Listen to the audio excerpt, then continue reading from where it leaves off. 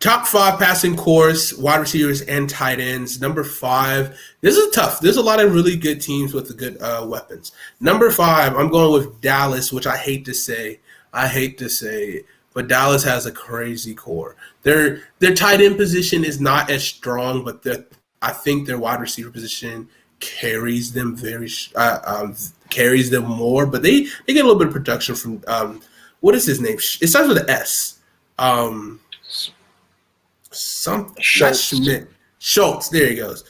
He was a decent production. I mean, tight end position historically for Dallas has typically been their kind of a strong suit for a long, long time until Jason Witten really fell off a cliff. But I mean, now a decent suit. All right, let's not give this man any more hype than he deserves. But he was that guy, and he was always a terror on third downs. I know. I faced him twice a year. Number 4, I have Buffalo Bills. Nobody is circling the wagons like the Buffalo Bills. Huge addition with Stephon Diggs, with Cole Beasley and John Brown. And then they had Tyler Kroft and who's the other tight end that he had? Dalton something? Something like that. He went to Ole Miss with A.J. Brown, DK Metcalf, and all them boys. A pretty good core to help bolster and continue really continue Gabriel growth. Davis. Yes, the Gabriel rookie Davis. Wide receiver. I mean, yeah, they have a lot of really good guys that kind of helped with Josh Allen keep bolstering and having an MVP caliber season last year, and which was very pivotal. And I think they're in my number 4 spot. Number 3, 4 and 3 could have swapped for me, but number 3 I have Seattle Seahawks with DK Metcalf, Tyler Lockett. Excuse me. Wait, who is their tight end? Greg Olsen. Oh, damn, I figured Greg Olsen is still there, yeah. I don't know why I was thinking Jimmy Graham. He's retired now. Did he? Greg Olsen did. Jimmy Graham's still alive and collecting bags. Well, yeah, Greg Olsen, I mean, Panthers great, Prentice legend, and the Giants for a little bit. No, that's Jeremy Shockey. Bears, yeah. Very strong 1-2 punch. I mean, of course, we got Russ cooking. Pretty good team. Kansas City Chiefs, I mean, 1 and 2 is very hard.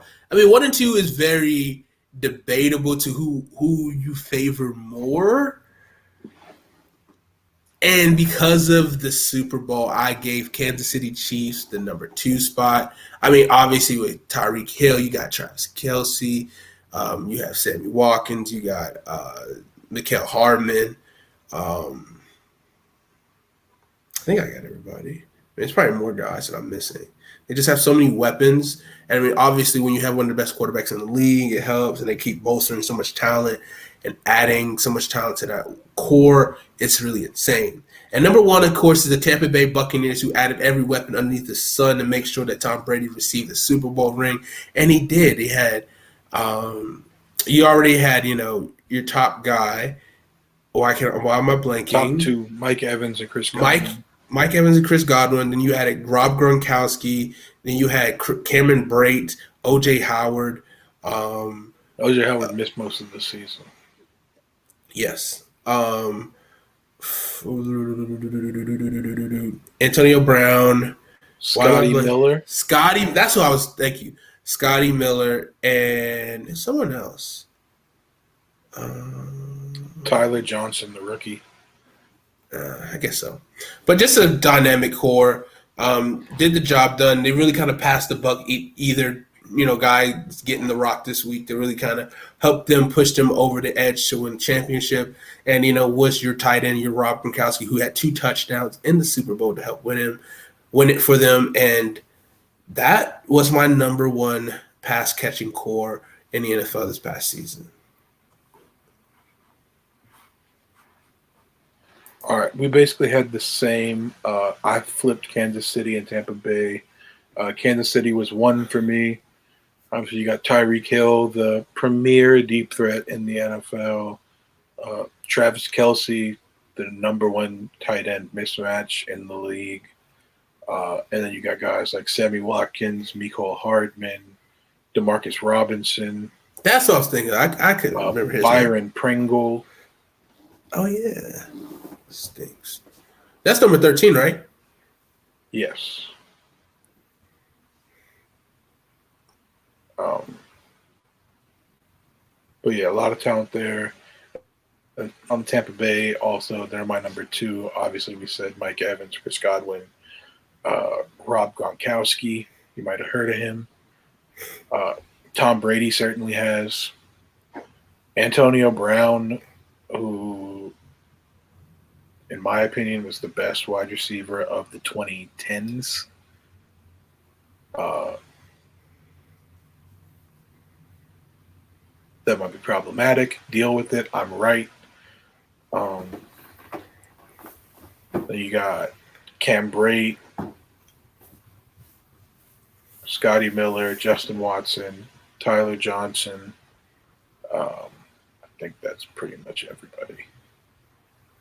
But a lot of depth there, a lot of high-end talent. And they got Tom Brady throwing to them. So a lot of talent there. Number 3 for me was Dallas, who I think was number 5 for you, CJ. Obviously, you got Amari Cooper, Michael Gallup, CeeDee Lamb, and then, as I said, the tight ends, they suffered some injuries there, but Dalton Schultz put up some decent numbers there.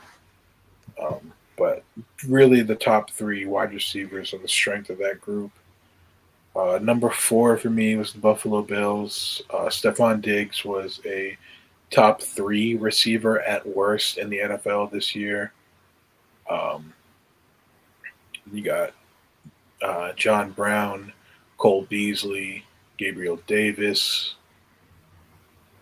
I feel like I'm missing more. But really, they just belong in the top 5 off the strength of Stephon Diggs and John Brown duo. Really underrated. Cole Beasley, you can't. That's not Cole Beasley in the slot. Number 1 slot receiver last year. I know he's good too. I'm saying they would have been in my top 5 even without Cole Beasley. But they would have been 5. Cole Beasley bumped him up to 4. Number 5 for me was tough. I thought about the Titans. You know, you got Corey Davis, you got Johnny Smith, you got obviously AJ Brown. Minnesota, you got Adam Thielen, Justin Jefferson, Kyle Rudolph, Irv Smith. The Chargers, Keenan Allen, Hunter Henry, Mike Williams. Seattle, who you had for number 4, I think. But the problem with Seattle for me was really they only have a dynamic duo, DK Metcalf and Tyler Lockett. And the Panthers were actually really close for me too. The problem was, again, it was just the strength of their trio. Robbie Anderson, DJ Moore, Curtis Samuel. And I also didn't want to seem like too much of a homer for putting them in my top 5. But, you know, they're right on that cusp. Those 3, but we really had no production from tight ends this year, which was unfortunate. So number 5 for me is the LA Rams.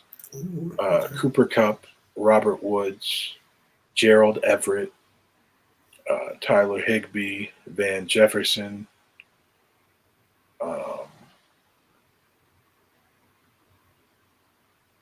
What's his name? I'm blanking on it right now. He left the free agency, but they got another dude who's been there. Wide receiver? Yeah. Reynolds? Yes, Josh Reynolds. Thank you. Yeah, so really underrated, but I mean, they took Jared Goff to a Super Bowl a couple years back, so they got some talent there. But yeah, I think that's the best. They played really well as a collective. Not really any one superstar there, but just a lot of guys who can be productive week in and week out. Worked very hard. Yes. So they're my number 5 pass catching core in the NFL for 2020.